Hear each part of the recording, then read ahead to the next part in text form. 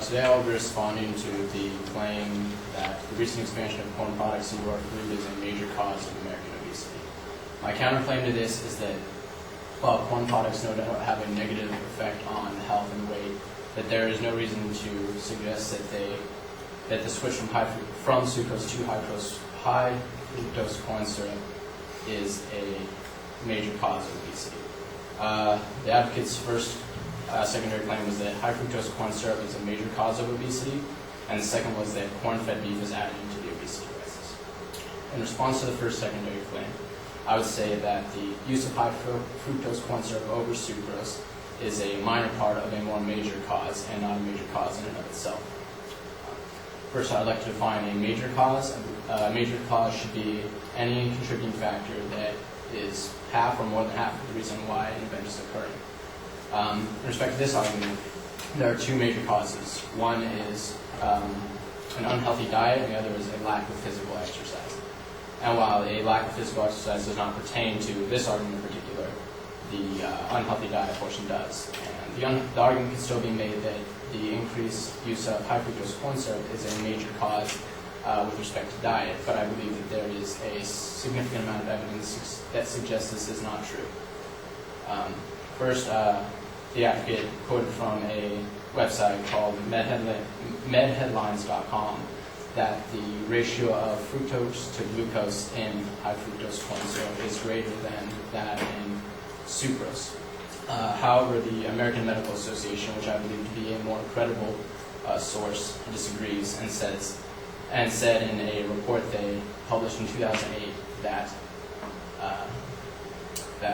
the composition of sucrose and high fructose corn syrup are relatively similar, and that they contain roughly equal amounts of fructose and glucose. They also, in this report, found that in countries where high fructose corn syrup is not widely used as a sweetener, that obesity rates have also increased greatly during the time period being looked at. For example, in an article from The Economist, they talked about Mexico, which has the second highest obesity rate behind, or the highest obesity rate behind the United States, and how their diet consists mostly of different combinations of refried beans, tortillas, meats, and sodas, and that the main sweetener used in Mexico is sucrose derived from sugarcane, because sugarcane is one of the greatest domestic products, and it's in Mexico, and it's easier for them to get. So with this evidence, the American Medical Association came to the conclusion that there exists no significant evidence that high fructose corn syrup is any more harmful to obesity than sucrose, which was used before it was.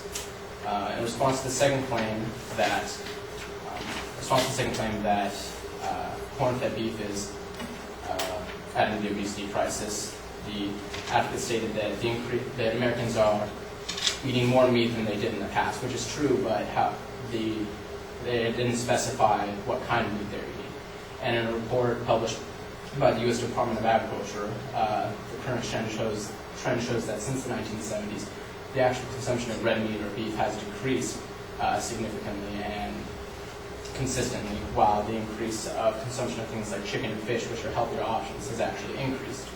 So while they are eating more meat, it's different, healthier kinds of meat, which suggests that while corn-fed beef is in greater presence in the market, it's not being consumed at the levels red meat was before, which suggests that there may be other causes more significant than the increase in corn-fed beef.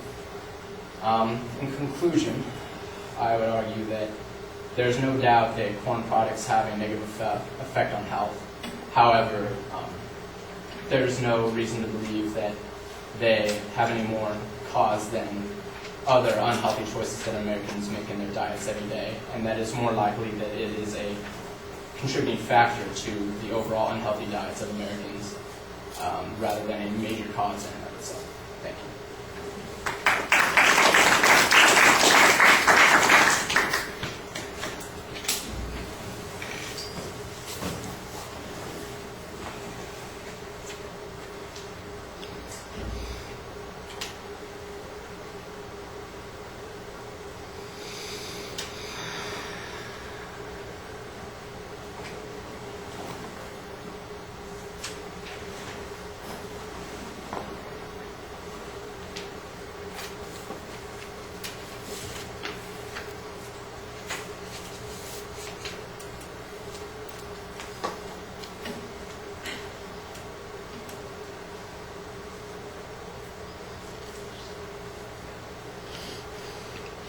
Mayor, when you stick to the two specific challenges that you're making, the one on the high fructose corn syrup and the one on the corn-fed beef, I think that you're pretty clear and straightforward in supporting your points. You suggest that there is a minor difference between the high fructose corn syrup and the sucrose.